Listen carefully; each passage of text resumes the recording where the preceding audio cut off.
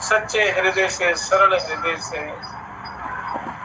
प्रार्थना करनी चाहिए प्रभु से, क्योंकि संसार सागर में गुरु ही इस मृत्यु रूपी संसार सागर से पार उतारते हैं। अगर कोई यदि सिद्ध गुरु मिल जाए जिन्होंने ईश्वर का साक्षात्कार किया हो और दूसरे को भी साक्षात्कार करवा सकें, ऐसे गुरुओं की शरण में जाकर उनसे प्रार्थना करनी है।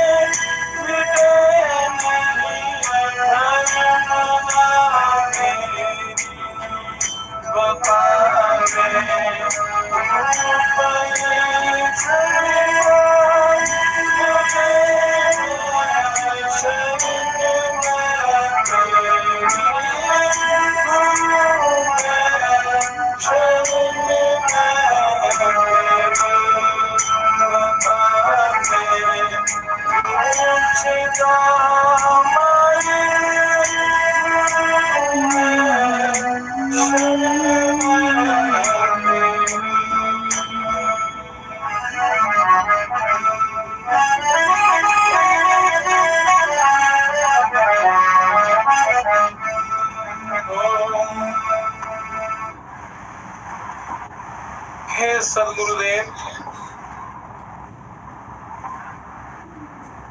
ब्रह्म का साक्षात्कार करवा दें,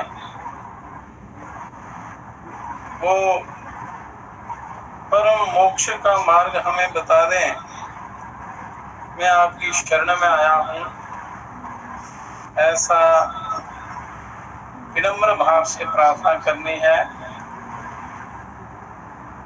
अंदर बाहर का सौंदर्य बनाए रखना है, उसके साथ विनीत भाव से प्रार्थना करनी, आपसे बिना किसी छल कपट के प्रार्थना करनी चाहिए। तो प्रार्थना से मनुष्य का आधा काम हो जाता है। अंदर बाहर की शुद्धि, पवित्रता, सौंदर्य, असली सौंदर्य जो है वो बनाए रखना है अपने अंदर का, बाहर का। बाह्य अभ्यंतर शुद्धि होगी वो आपका कल्याण होगा। जैसे धारणा रूपी छुरी से मनुष्य को ये विषय भोग रूपी ये जंजीरें काटनी हैं, उनके द्वारा आप काट सकते हैं। उसी प्रकार बाह्य अभ्यंतर, बाहरी और भीतर की शुद्धि और सौंदर्य दिखावे के लिए नहीं, वो कैसा सौंदर्य होना चाहिए बाह्य और आभ्यंतरिक, उस विषय में एक दृष्टांत है या उसको बड़े अच्छे ढंग से समझाया गया है कि व्यवहारिक शिक्षण द्वारा बाल्यकाल से ही बच्चों को समझाना चाहिए, तभी संस्कार अच्छे पड़ते हैं। बचपन में जो अच्छे संस्कार पड़ गए, अगर साधना के संस्कार पड़ गए तो वो जीव साधना की तरफ बढ़ेगा, वो बच्चा वो मनुष्य ईश्वर की तरफ जाएगा। क्योंकि बचपन में ये जीवन बिल्कुल कोरा, निर्मल, शुद्ध, पवित्र होता है। जैसे संस्कार आप डालेंगे तो युवावस्था में वही आपके काम आएंगे, वैसा ही अभ्यास होगा, कर्म भी वैसा ही होगा। तो गुरुओं से प्रार्थना करनी है कि प्रभु हमें ऐसा रास्ता बताइए जिससे हमारा कल्याण हो, मोक्ष हो। बच्चों को समझाया जाना चाहिए कि अच्छे बुरे व्यवहार की प्रतिक्रिया क्या होती है और उसका क्या प्रभाव पड़ता है। क्योंकि संस्कार यदि ठीक नहीं हो तो जीवन बर्बाद हो जाता है।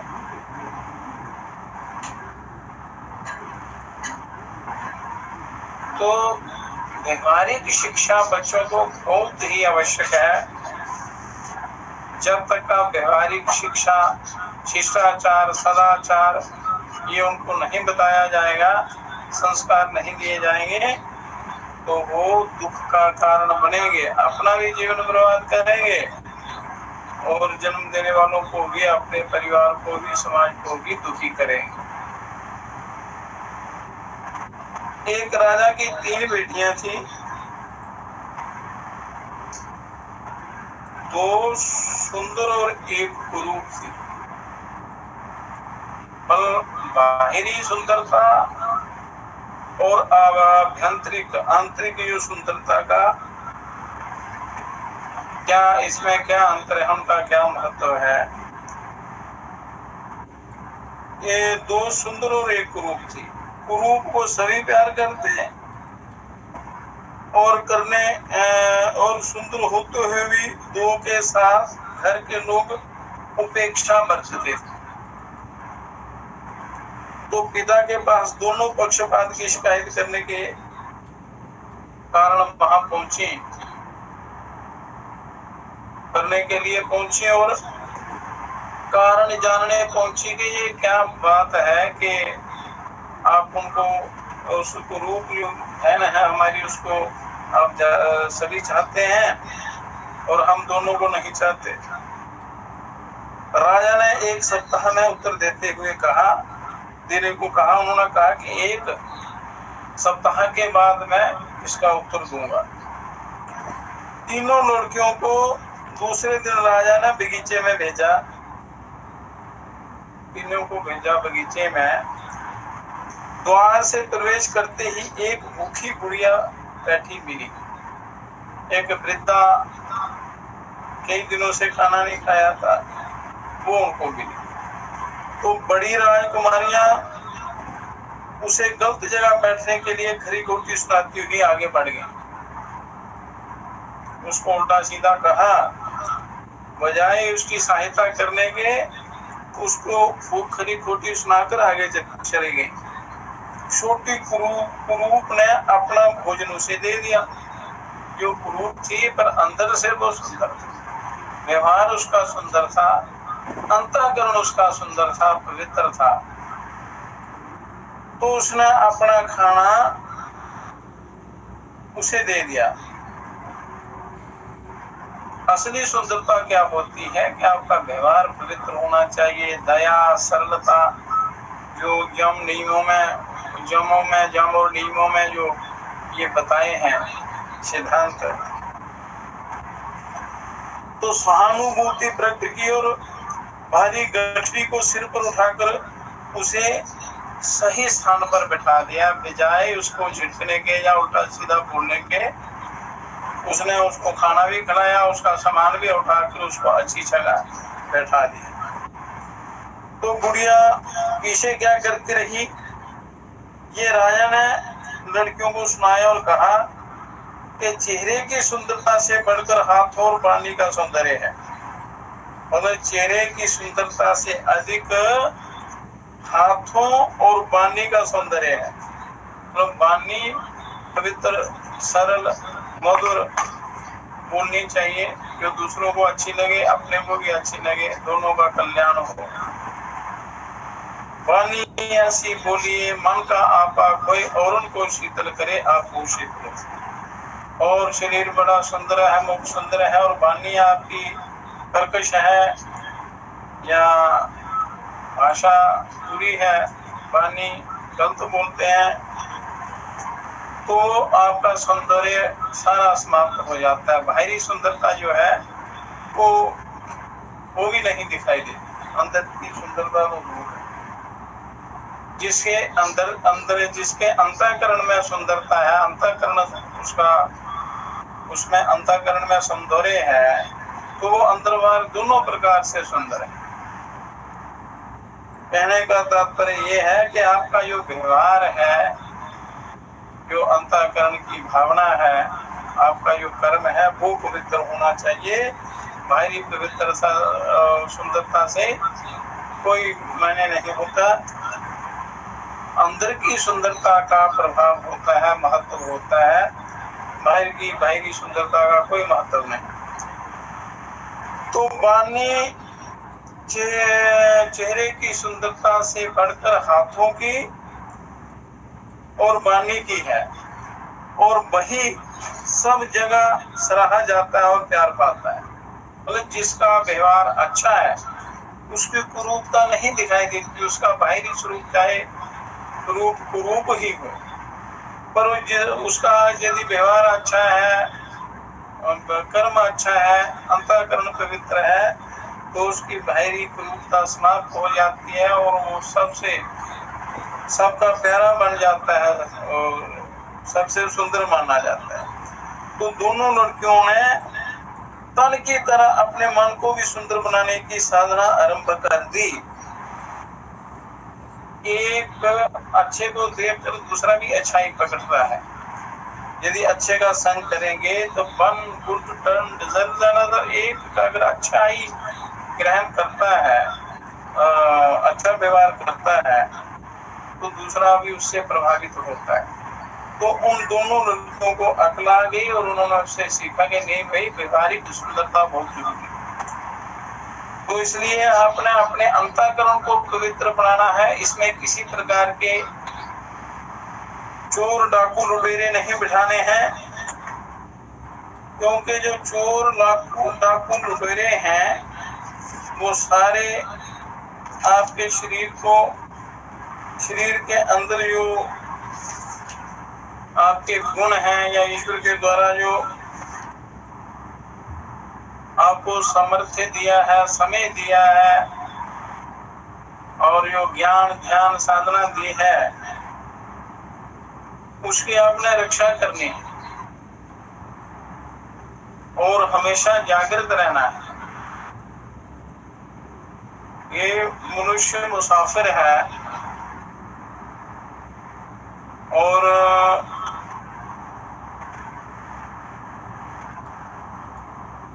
मुसाफिर जागते रहना, नगर में चोर आते हैं। ये शरीर एक नगरी है और इसमें जागृत रहने से तात्पर्य है कि आपने भजन ध्यान और अच्छाई नहीं छोड़नी है, अपने अंतःकरण का सौंदर्य नहीं छोड़ना है, उसको अपनाना है और लुटेरों को स्थान नहीं देना है।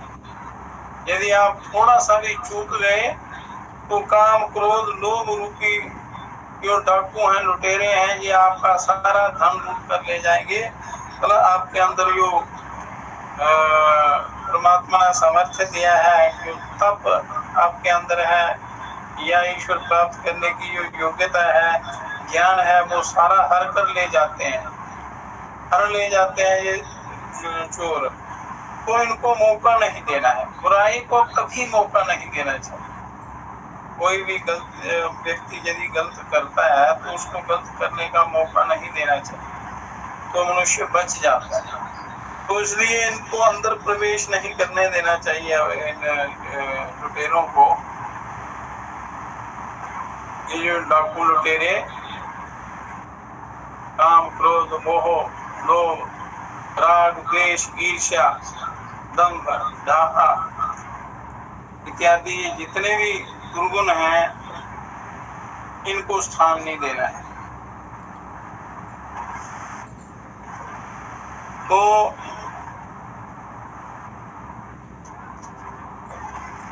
अपने जीवन के महत्व को, मूल्य को समझना है और साधना पथ पर आपने चलना है, अन्यथा ये लुटेरे आपको लूट कर ले जाएंगे, कहीं का नहीं छोड़ेंगे। इसलिए ये योग साधना, ध्यान साधना, यज्ञ तप इत्यादि अनेक प्रकार की साधनाएं मनुष्यों के लिए। मनुष्य स्वतंत्र है अपना उद्धार करने में, कल्याण करने में और अपना पतन करने में। तो शास्त्र वेद उपनिषद ऋषि मुनि गुरु लोग संत महापुरुष यही शिक्षा देते हैं कि मनुष्य को अपने द्वारा अपना कल्याण करना चाहिए। स्वयं साक्षात परिपूर्ण ब्रह्म परमात्मा भी उनकी भी यही आज्ञा है कि मनुष्य अपने द्वारा मनुष्य को अपना कल्याण करना चाहिए। सब कुछ देकर आपको भेज दिया है, और यदि आप उनकी आज्ञा का पालन नहीं करते हैं तो फिर भटकना पड़ता है, साधना में मन नहीं लगता। साधना में मन नहीं लगेगा तो फिर वो उस आत्मानंद की, परम ब्रह्म की प्राप्ति नहीं होती। मनुष्य भटक जाता है और उसको भोगना पड़ता है। मुसाफिर जागते रहना, नगर में चोर आते हैं।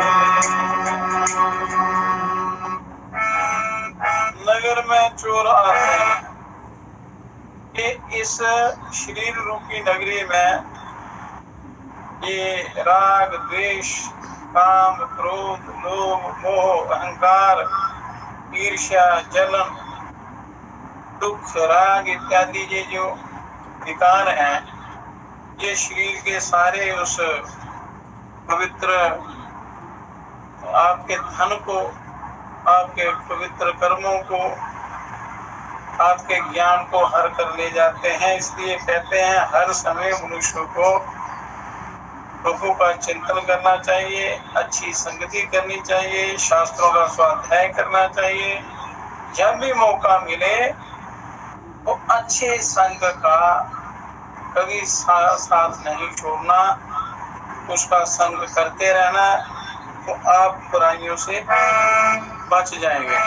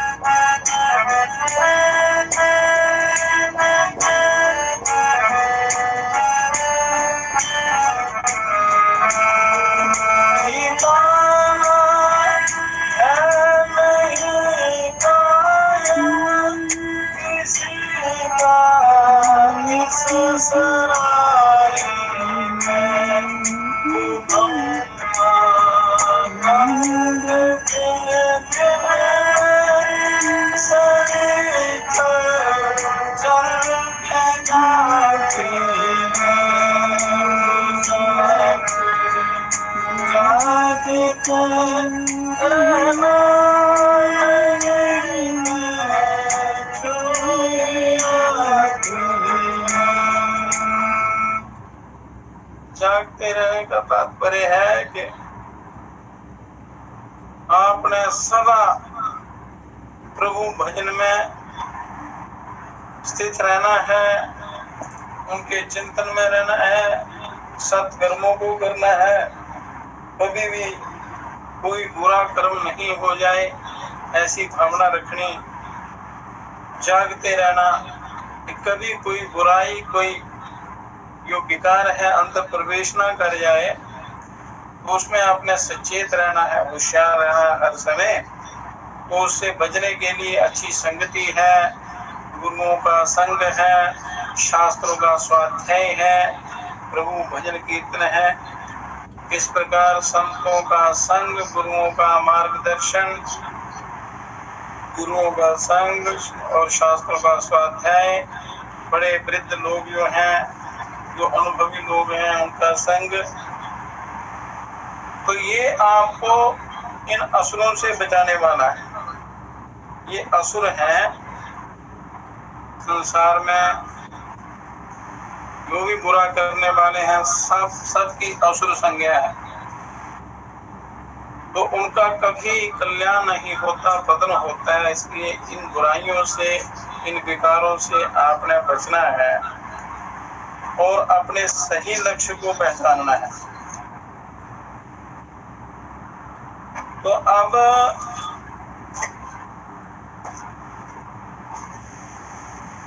कल किया था 10 यमों का वर्णन शरीर की शुद्धि के लिए। मतलब साधना का जो आधार है, ईश्वर की प्राप्ति का जो आधार है, तपः संतोषम आस्तिक्यं दानमीश्वरं पूजनम सिद्धांतम श्रवणम चैव धीर्मतिश्च जपो व्रतम इति च नियमाः प्रोक्तास्तान् वक्ष्यामि क्रमः शृणु।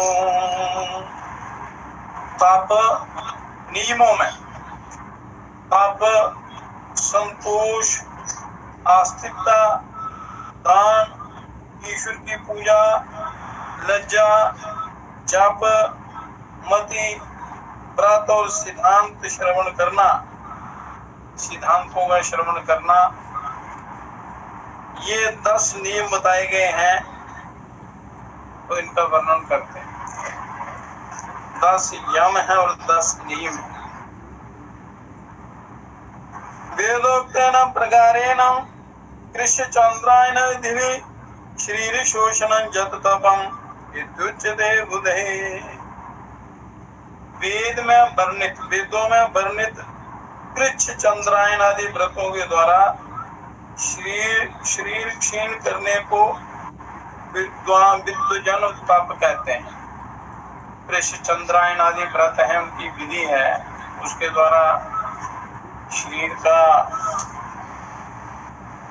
वो किया जाता है, शरीर द्वारा तप किया जाता है, इसका शोषण होता है, इसको क्षीण कर दिया जाता है तप के द्वारा। को वा मोक्षा कथम तेन संसारा पतिपन्यानम इत्यालोका नमर्थज्ञास्तपाः शंसन्ति पंडिता। मोक्ष क्या है और आत्मा कैसे तथा किस कारण से संसार बंधन को प्राप्त हुआ है, आत्मा कैसे और किस कारण से यह संसार में फंसा हुआ है, जिसको शरीर धारण करना पड़ता है, वो क्या बात है, क्या कारण है। तो इन सभी बातों के विचार को ही तत्वज्ञानी जन तप कहते हैं। तप का सही अर्थ क्या है कि आत्मा कैसे तथा किस कारण से बंधन को प्राप्त हुआ है, इन सब का अच्छी प्रकार विचार करके और तत्व ज्ञान प्राप्त करने को ही ज्ञानी जन तप कहते हैं। दैवज्ञ इच्छा से जो भी कुछ प्राप्त हो जाए, वे संताप, संतोष। अगला है कि दैव इच्छा से जो भी कुछ प्राप्त हो जाए, उतने मात्र से ही हृदय में जो प्रसन्नता सदैव बनी रहती है, हाय हाय मारो मारी नहीं रहती है, हृदय में संतोष आनंद रहता है। ज्ञानी जन उसी को संतोष मानते हैं कि ईश्वर इच्छा से जो मिल जाए उसमें संतोष रखना, और सर्वत्र अनासक्त रहकर ब्रह्मा आदि देवताओं के लोक तक के सुखों से विरक्त होने के कारण मन में जो प्रसन्नता बनी रहती है, मतलब ब्रह्म लोक तक के भी जो सुख हैं, स्वर्ग लोक, वैकुंठ लोक, इंद्र लोक इत्यादि अनेक प्रकार के लोक हैं, सत्य लोक और ब्रह्म लोक तक के जो सुख हैं, उनमें उन सुखों में भी लालसा नहीं रखनी। उनसे विरक्त होने के कारण जो मन में प्रसन्नता बनी रहती है, महान पुरुष उसी को श्रेष्ठ संतोष मानते हैं, वही संतोष है। और वेदों और स्मृति ग्रंथों में कहे हुए धर्म में दृढ़ आत्मविश्वास होने को ही आस्तिकता कहते हैं। कि जो हमारे वेद और स्मृति ग्रंथ हैं, उनमें बड़ा दिव्य ज्ञान भरा पड़ा है, यो हर मनुष्य उस में कहे हुए ज्ञान में दृढ़ आत्मविश्वास होने को ही आस्तिकता कहते हैं। आस्तिक क्या है? अपने ज्ञान में रुचि, शास्त्रों में रुचि, और उनमें जो है उसको सत्य मानना, उसी को आस्तिकता कहते हैं। ये नियमों में आता है।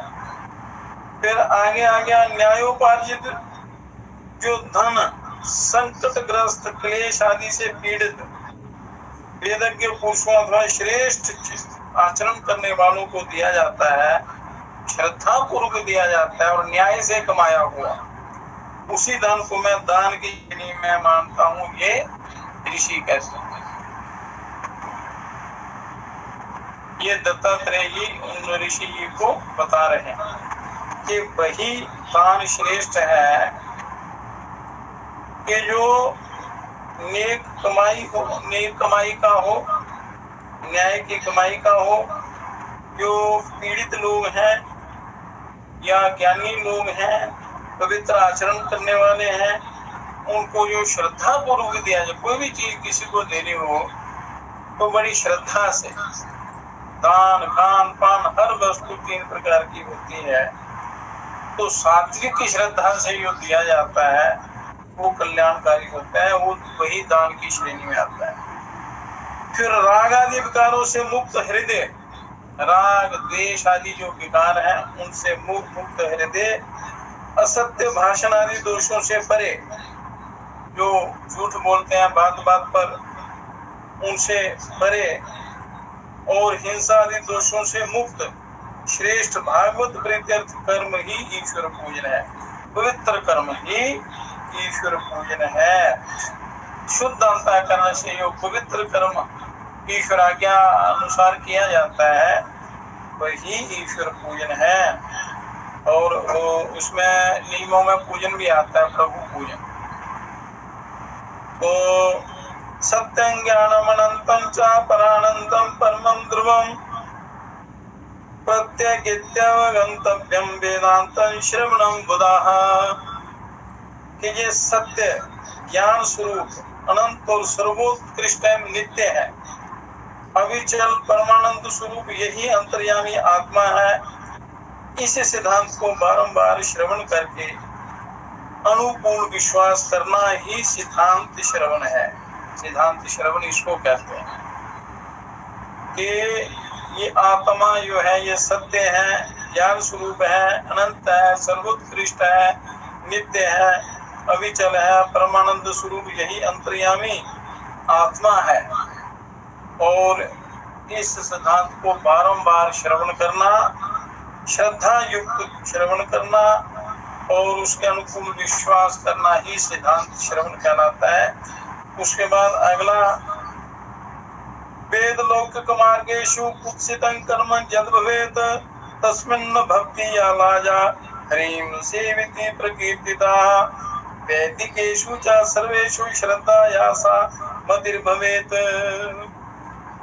वैदिक और लौकिक मार्गों में जो निंदित कार्य कहे गए, वैदिक मार्ग में या लोकाचार में, लौकिक मार्ग में जो निंदित कर्म कहे गए हैं, जिनकी निंदा कही गई है, उनको करने में जो स्वभावतः संकोच होता है उसे ही लज्जा के रूप में जाना जाता है। मतलब बुरे कर्म करने में लज्जा, अशिष्ट व्यवहार करने में, यदा सदाचार का पालन न करने में लज्जा होना ही लज्जा है।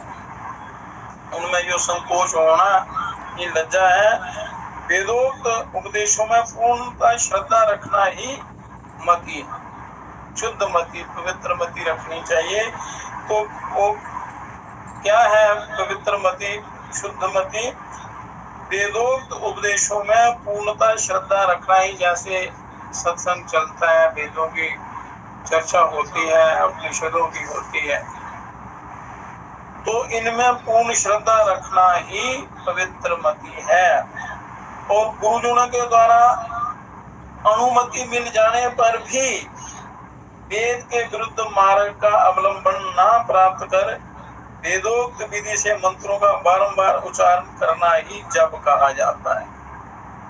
उसको जप की संज्ञा दी गई।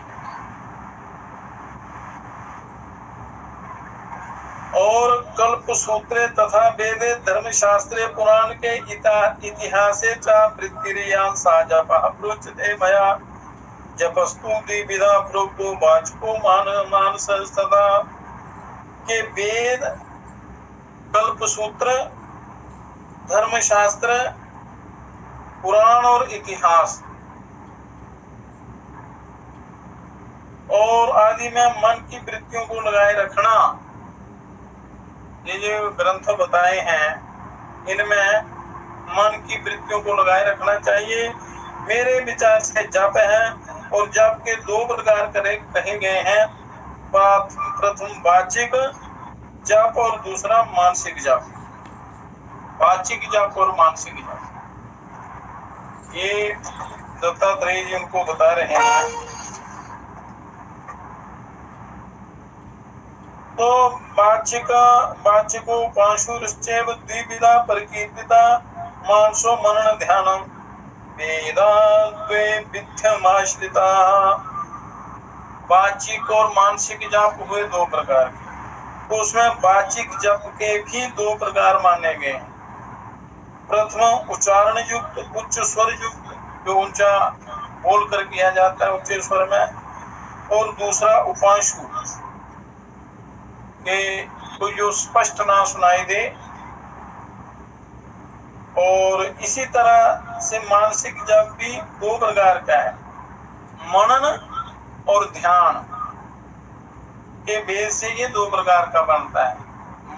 मानसिक जप जो है एक मनन और दूसरा ध्यान।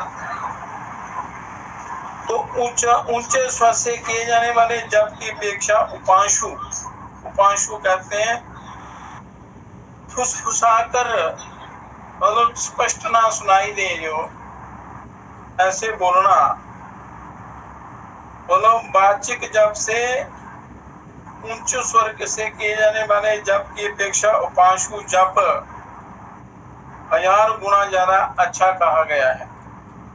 इसी तरह उपांशु की अपेक्षा मानसिक जप 1000 गुना ज्यादा अच्छा होता है और अधिक उत्तम कहा जाता है। और उच्च स्वर से संपन्न किया गया जो जप है सभी लोगों को भलीभांति फल प्रदान करने वाला होता है, मतलब सांसारिक लौकिक फल देता है। किंतु यदि उस मंत्र को निम्न स्तर के व्यक्तियों ने श्रवण कर लिया तो वो व्यर्थ हो जाता है। मतलब पापी लोग अगर उसको श्रवण कर लें, निम्न श्रेणी का जो व्यक्ति है जिसका चाल चलन खान पान चरित्र अच्छा नहीं है, तो वह आपका किया हुआ जप व्यर्थ हो जाता है। इसलिए मानसिक जप जो है वो सर्वोपरि होता है। उच्च स्वर से जप मध्यम निकृष्ट होता है, मध्यम फल देता है, वो मानसिक जप सर्वोत्तम फल देता है। तो इसलिए जप वाचिक और मानसिक ये दो प्रकार का मेन है। वाचिक भी दो प्रकार का है और मानसिक भी दो प्रकार का है। वाचिक एक उच्च स्वर से बोला जाता है, एक उपांशु है, और मानसिक एक मनन द्वारा होता है, एक ध्यान के द्वारा किया जाता है। तो जो मानसिक जप है ये सर्वश्रेष्ठ है। स्वास्तिकं गोमुखं पद्मं वीरसिंहासनं सिंहासने तथा बद्धं मुक्तासनं चैव मयूरासनं एव च सुखासनं समाख्यं च नवमं मुनिपुंगवा जानु पूर्वोन्तरे कृत्वा सम्यक् पादतले उभे समग्रे शिराकाय स्वस्तिकं नित्यं न विहेसेत् सभ्ये दक्षिणं गुल्फन्तु पृष्ठ्या पार्श्वे नियोजयेत् दक्षिणे अपि तथा संयं गोमुखं तत्प्रचक्षते अंगुष्ठाबधे गृह्यात् दस्ताभ्यां व्युत्क्रमेण तु पूर्वोरुपरि विप्रेन्द्रं कृत्वा पादतलद्वयं पद्मासनं भवेत् प्राज्ञ सर्वरोगभयापहम्। अब दत्तात्रेय जी कहते हैं कि हे मुनि श्रेष्ठ, आसन 9 प्रकार के कहे गए हैं। जो मनुष्य के लिए उपयोगी है। स्वास्तिकासन, गोमुखासन, पद्मासन, वीरासन, सिंहासन, मुक्तासन, भद्रासन, मयूरासन तथा सुखासन। स्वास्तिकासन, गोमुखासन, पद्मासन, वीरासन, सिंहासन, मुक्तासन, भद्रासन, मयूरासन और सुखासन। घुटनों इनकी विधि जो है वो कल से प्रातः काल ये ऑनलाइन क्लास जो है योग की विधियां, प्राणायाम की युक्तियां और भी अनेक प्रकार की साधनाएं कल प्रातः काल 5:30 से 7 बजे के बीच में बताई जाएंगी। और जो करना चाहें तो वो प्रातः काल ब्रह्म मुहूर्त में जाकर स्नान करके शौच स्नान मतलब शुद्ध पवित्र अवस्था में ये साधना करनी चाहिए, तभी पूरा लाभ मिलता है। तो इसका प्रातः काल 5:30 से 7 बजे के बीच में वो ऑनलाइन क्लास ये बताया जाएगा। ये इसमें तो जो करना चाहे वो प्रातः काल ये कर सकते हैं। तो बड़ी दिव्य जो युक्तियां, आसन, जीवन प्राण तत्वासन, जीवन तत्वासन, सूक्ष्म मुद्राएं इत्यादि प्राणायाम की विधियां, ये सब क्रम से क्रमानुसार बताई जाएंगी। और अलग अलग मनुष्यों के अलग अलग स्वभाव होते हैं, शरीर की प्रकृति भी अलग अलग होती है, किसको क्या करना है और वो अपनी शरीर की प्रकृति के अनुसार वो साधना करे, वो सब कुछ बताया जाए। तो अब घुटनों और जांघों के मध्य में अपने दोनों पैरों को भली भांति रखकर कृपा मस्तिष्क और शरीर को समान भाव से बनाए रखना ही स्वास्तिक आसन कहा जाता है। स्वास्तिक आसन बड़ा सरलता से लगता है, उसमें बड़ी ज्यादा देर तक आप बैठ सकते हैं, ध्यान कर सकते हैं और उसके करने से सारा नाड़ी जाल जो है वो क्रियान्वित हो जाता है, क्रियाशील हो जाती हैं सभी नाड़ियां और अपना काम अच्छे ढंग से करती हैं और ज्यादा देर आप ध्यान में बैठ सकते हैं स्वास्तिक आसन में। तो इस आसन का प्रतिदिन अभ्यास करने का प्रयास करना चाहिए।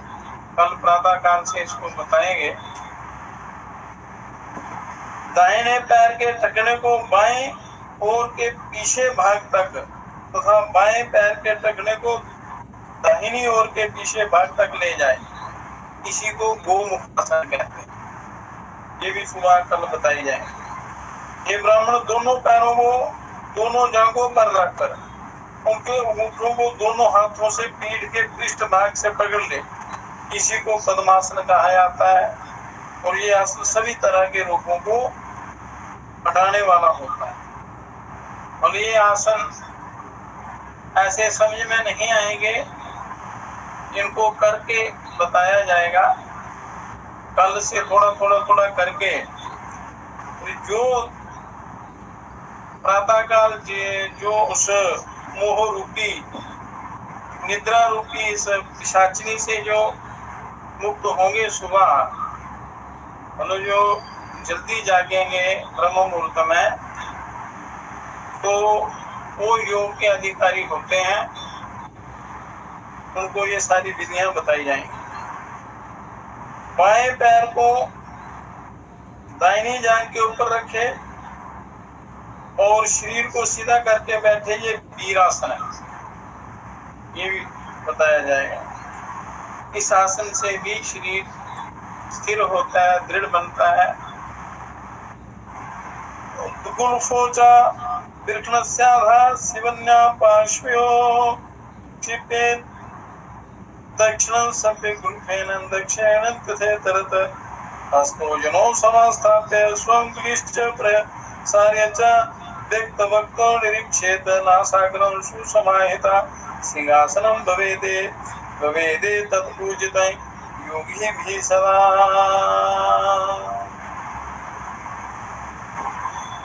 दोनों टखनों को शिवनी नाड़ी के मूलाधार में शिवनी नाड़ी है, ये भी करके बताया जाएगा कि दोनों पार्श्वों से ले जाकर उन्हें इस तरह रखे कि बाएं टखने से शिवनी का दक्षिण पार्श्व और दक्षिण टखने से शिवनी का बायां पार्श्व सटा रहे, और इस तदनंतर दोनों हाथों को घुटनों पर रखकर उंगलियों को फैला दे, मुंह खोलकर एकाग्रचित्त होकर घ्राणेन्द्रिय के अग्र भाग पर दृष्टि स्थिर रखे। ये सिंहासन है, ये सिंहासन भी कल आपको बताया जाएगा। अब गुल्फो वृक्षणस्य आधा सेवन्या पार्श्व क्षिपेत पार्श्व पादोचा पानीभ्यां दृढ़ं बद्ध्वा सुनिश्चलं भद्रासनं भवेत् तद् विषरोग विनाशनम। भद्रासन से विष रोग दूर होता है, किसी भी प्रकार का जहर हो उसका असर नहीं होता। दोनों टखनों को शिवनी के दोनों पार्श्व भागों में लगाकर रखे तथा दोनों हाथों से पार्श्व भाग और पैरों को दृढ़ता पूर्वक बांध करके एकाग्रता पूर्वक बैठे। तो सभी लोग, हर व्यक्ति का शरीर की रचना अलग अलग होती है, या शरीर की स्थिति या उसकी प्रकृति अलग अलग होती है, तो जिसको इन 9 में से यो आसन आसानी से आप कर सकें, उस एक आसन को आपने सिद्ध करना है। तो ये ध्यान के लिए, भजन के लिए, सत्संग के लिए स्थिति होती है, और भी कई लाभ होते हैं इनसे। तो इस स्थिति को भद्रासन कहते हैं, और ये समस्त विश्व युक्त रोगों का श्रवण करने वाला होता है। जो भद्रासन का अभ्यास करता है उसको किसी भी प्रकार के विष का असर नहीं होता। निपीड्य सेवनी सूक्ष्म दक्षिणोत्तर गुल्फता वामवयाम्येन गुल्फेन मुक्तासनम् इदं भवेत्। सेवनी की सूक्ष्म रेखा को बाएं टखने से दबाकर, दाएं टखने से बाएं को दबाकर ये मुक्तासन बनता है। ये भी करके बताया गया। तो ये हे मुने, मेंढर के ऊपर बाएं टखने को रखे तथा ऊपर दायां टखना रखे, ये स्थिति भी मुक्तासन की होती है। इसकी 2 विधियां हैं मुक्तासन। तो हे मुनिश्रेष्ठ, अपनी दोनों हथेलियों को भूमि पर रखकर कोहनियों के अग्रभाग को नाभि के दोनों पार्श्वों में लगाए। उसके बाद सिर और पैरों को ऊंचा करके आकाश में दंड के सदृश स्थित हो जाए, ये मयूर आसन कहा जाता है। ये सभी तरह के पापों को विनष्ट करने वाला है, ब्रह्मचर्य की सिद्धि करने वाला है, समस्त प्रकार के विषयों का भी नाश करने वाला है, और जन्म जन्मांतर के पापों को नष्ट करने वाला है ये मयूर आसन। तो इसका अभ्यास साधक ही कर सकते हैं, जो अभ्यास करते हैं प्रतिदिन। किसी भी तरह से बैठने में सुख और धैर्य बना रहे, मतलब जैसे भी आप आसानी से बैठ रहे हैं, मतलब किसी प्रकार का कोई प्रेशर शरीर पर ना पड़े, ये आसन ही सुखासन है। अशक्त साधकों को इसी सुखासन का सहारा लेना चाहिए, जिनका शरीर जो अशक्त लोग हैं, कमजोर लोग हैं, उनको या और किसी कारण से वो अशक्त हैं, तो उनको सुखासन का सहारा लेना चाहिए। पर उसमें मेरुदंडा पर सीधा रहना चाहिए, ऐसे साधारण चौकड़ी बैठकर सीधा बैठना चाहिए, तो वो भी, उसको भी बड़ा लाभ होता है। इसको सुखासन कहते हैं। आसनम विजित जैनं जित जैनं जगत्रयम् अनेन विधिना युक्ता प्राणायामं सदा कुरु। जिसने इन आसनों को जीत लिया, उसने संपूर्ण त्रिलोकी को अपने वश में कर लिया। अतः हे सांकृते, इसी विधि से योग युक्त होकर तुम सदा ही प्राणायाम किया करो। ये आसन जो है ये प्राणायाम में सहायता करता है। प्राणायाम अच्छे ढंग से होता है। अगर पहले आसन स्थिति होगी तो फिर ये प्राणायाम आप सही कर सकते हैं, क्योंकि जब बैठने का तरीका सही होगा तो आपकी नाड़ियां सही अपनी पोजीशन में अपने स्थान में रहेंगी। और जब आप प्राणायाम करेंगे तो प्राण हर नाड़ी नाड़ी में संचरित होगा और हर प्राण में अमृत होता है।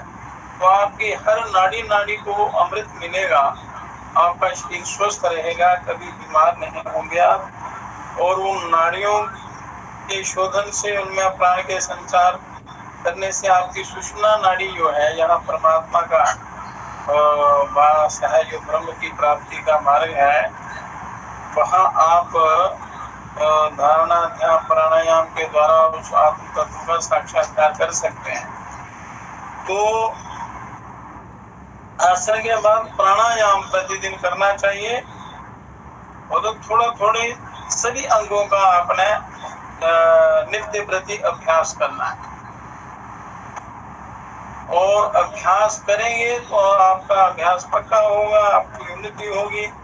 पर एक पल में सब कुछ नहीं होता, धीरे धीरे अभ्यास करते करते उसमें धैर्य रखना, विश्वास रखना है और अभ्यास नहीं छोड़ना है, तो सिद्धि आपको मिलेगी, आपका जीवन सफल होगा। तो इस प्रकार आगे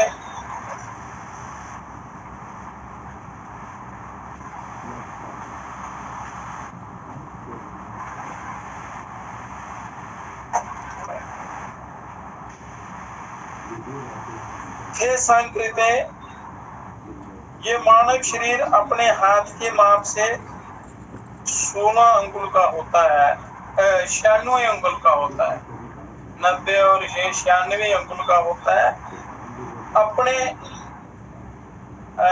अपने हाथ के माप से, जो आपके अपना हाथ है उनकी उंगलियों से, और आपका व्यक्तिगत शरीर का जो हाथ है अपना, उसकी 96 अंगुल प्रमाण का होता है। ये शरीर हर व्यक्ति का, चाहे लंबा या जिसका जो आकार होता है, और वो उसके हाथ के अनुसार होता है, 96 अंगुल का होता है। और इस शरीर के मध्य भाग में अग्नि का स्थान निहित है।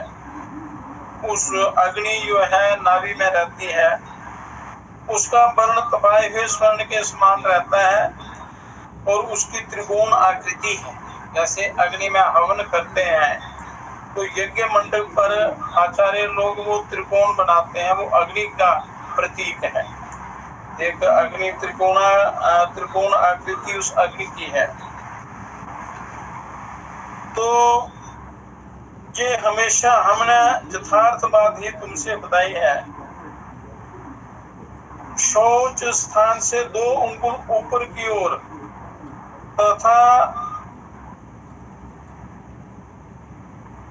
मूलाधार से 2 अंगुल नीचे की ओर जो स्थान है, उसे हम मनुष्य देह का मध्य भाग समझते हैं। शास्त्रों में बताया गया है वही मूलाधार है। मतलब मूलाधार को शरीर का मध्य भाग कहा गया। पर हे मुनिश्रेष्ठ, इस स्थान से 9 अंगुल ऊर्ध्व में कंद स्थान है, 9 अंगुल ऊपर स्वादिष्ठान चक्र है। उस कंद की लंबाई चौड़ाई 4-4 अंगुल की है। तो शरीर का ये विज्ञान बता रहे हैं कि इस शरीर को भली भांति जानकर फिर यदि साधना आप करेंगे तो आपको सही लाभ मिलेगा, आपको साधना की सिद्धि प्राप्त होगी। और उसकी आकृति गोलाकार अंडे की बनती है, वह ऊपर से चमड़े आदि के द्वारा सुसज्जित है। कंद स्थान जो है उसकी ये स्थिति है, ये स्वरूप है। हे मुनि पुंगु, उस स्कंद स्थान के मध्य भाग में नाभि केंद्र है, ऐसा योग विज्ञानियों ने कहा है। नाभि केंद्र तो कंद के बीच में जो नाड़ी स्थित है उसका सुषुम्ना के नाम से उल्लेख किया गया है। कंद से शुरू होती है, सहस्रार बिंद तक जाती है। तो उस कंद के चारों तरफ 72,000 नाड़ियों का समूह स्थित है। 72,000 नाड़ियां हैं। उनमें सुषुम्ना, पिंगला, ईड़ा, सरस्वती, वरुणा, पूषा, यशस्विनी, हस्तजीवा, अम्बुलूषा, कुहू, विश्वोदरा, पयस्विनी, शंकरी और गंधारी, ये 14 नाड़ियां प्रमुख मानी गई हैं। 72,000 में नाड़ियों में ये 14 नाड़ियां मेन है, प्रधान मुख्य नाड़ियां हैं। इन 14 नाड़ियों में भी प्रथम 3 ही सबसे प्रमुख हैं। इन तीनों में से भी एक ही नाड़ी सुषुम्ना नाड़ी सर्वश्रेष्ठ मानी गई है और शास्त्रों ने इसे ब्रह्म नाड़ी के नाम से भी संबोधित किया गया है। यही ब्रह्म नाड़ी है। तो सुषुम्ना नाड़ी को उसको खोलने का अभ्यास करना चाहिए। पीठ के मध्य भाग में जो मेरुदंड नाम से प्रसिद्ध है, बीना दंड कहते हैं इसको, मेरुदंड को, वही हड्डियों का समुच्चय है। उससे जुड़ी हुई हड्डियां हैं। जैसे रीढ़ की हड्डी टूट जाती है तो शरीर काम करना बंद कर देता है। सबका कनेक्शन रीढ़ की हड्डी से होता है। इससे होकर सुषुम्ना, रीढ़ की हड्डी से होकर सुषुम्ना नाड़ी मस्तिष्क तक पहुंचती है, दिमाग तक पहुंचती है, ब्रह्मरंध्र तक पहुंचती है। और हे मुनीश्वर, नाभि कंदा दधा स्थानं कुंडल्या द्वय अंकुला मुने अष्ट प्रकृति रूपा सा कुंडली मुनि सत्तमम यथा बद्धायुई चेष्टांजा जलान्नदीनि नित्यशा परिता कंद पार्श्वेषु नृत्य सदा स्थिता। हे मुनीश्वर, नाभि कंद से 2 अंगुल नीचे कुंडली स्थित है। जो कंद भाग आपको बताया है, यहाँ पर 72,000 नाड़ियां हैं, उसके 2 अंगुल नीचे कुंडलिनी शक्ति है। इसको अष्ट प्रकृति रूपा पृथ्वी, जल, तेज, वायु, आकाश, मानव बुद्धि और अहंकार युक्त कहा गया है। ये अष्ट प्रकृति युक्त है ये कुंडलिनी शक्ति। और ये वायु, चेष्टा, जल और अन्न आदि का अवरोध करके सदैव नाभि कंद के पार्श्वों को चारों ओर से आच्छादित करके विद्यमान है। और हे मुने, ये अपने मुख से ब्रह्मरंध्र के मुख को ढक कर रखती है। ये ढक कर रखती है। कहते हैं स्वयंभू लिंग को बैठी घेरे, ब्रह्मा अमृत पी जाए सवेरे, अंतर में युग युग से सोई श्री कुंडलिनी शक्ति जगाओ। तो इसके बाएं भाग में ईड़ा और दाहिने भाग में पिंगला नाड़ी स्थित है। सरस्वती और कुहू सुषुम्ना के दोनों पार्श्वों में स्थित है। बाकी नाड़ियों का वर्णन कल करेंगे, कौन सी नाड़ी कहाँ पर है और उनका कैसे शोधन या उनको कैसे जागृत किया जाता है। इस प्रकार आपने ये जो 14 नाड़ियां जो बताई हैं, 72,000 नाड़ियों में 14 प्रमुख नाड़ियां बताई हैं, ईड़ा, पिंगला, सुषुम्ना, सरस्वती, गंधारी, हस्त, जीवा इत्यादि जितनी भी नाड़ियां हैं, तो इनकी स्थिति और इनका कार्य और इनके शोधन का जो तरीका है, इनको जगाने का, इनको खोलने का जो तरीका है वो कल बताएंगे। आज का सत्संग यही समाप्त करते हैं। तो इसलिए आप सब लोगों को, सबको चाहिए, जो जिज्ञासु लोग हैं, जो चाहते हैं अपना कल्याण, तो उनको अपने इस कल्याण के मार्ग में लग जाना चाहिए। यदि सफर शुरू करेंगे तो मंजिल तक पहुंच जाएंगे आप। जो बड़े तीव्र प्रबल साधक हैं तो वो एक ही जन्म में कई कर जाते हैं, कईयों को कई जन्म लगते हैं, पर शुरुआत होनी चाहिए। शुरुआत करेंगे तो अगले जन्म में और ज्यादा उन्नति करेंगे। और जिसके अंदर बड़ी तीव्र इच्छा है तो वो इसी जन्म में भी कर सकते हैं। वो आपके ऊपर आधारित है कि आप क्या करते हैं, साधना करते हैं, नहीं करते हैं। तो कल से वो साधना का क्रम बताया जाएगा, तो प्रतिदिन आपने अभ्यास करना है। प्रतिदिन आपने अभ्यास करना है। अभ्यास करते करते शायद थोड़े ही दिनों में आपका कार्य सिद्ध हो जाए, आत्म साक्षात्कार हो जाए। समय भी लग सकता है। तो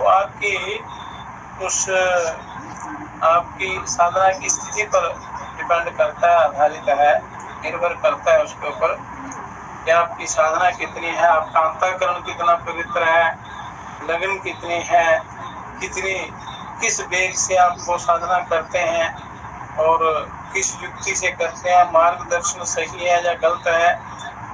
तो उस प्रकार आप अपना अच्छी प्रकार जानकर अपना कल्याण कर सकते हैं। और बाकी कथा कल करेंगे। और प्रातः काल 5:30 से 7 के बीच में ये साधना बताई जाएगी। शुरुआत कहाँ से करनी है आपने वो बता दें। और आज का सत्संग यही समाप्त करते हैं। ये परम पिता है विश्व पिता, हे राष्ट्र पिता है जगदाधार, हे करुणामय दीन दयालु, पूर्ण गुरु है अपरंपार, हे महेश अब शीघ्र कृपा कर, हमें दीजिए योग विचार, मानवता के प्रेरक बनकर, नाथ करे सुखमय संसार, हे परम पिता हे विश्व पिता, हे राष्ट्र पिता हे जगदाधार, हे राष्ट्र पिता हे जगदाधार। मानवता योग का विकास हो, विश्व में शक्ति का प्रकाश हो। सदगुरुदेव महाराज की जय हो, जनता जनार्दन की जय हो। ओम हर हर हरि हर महादेव।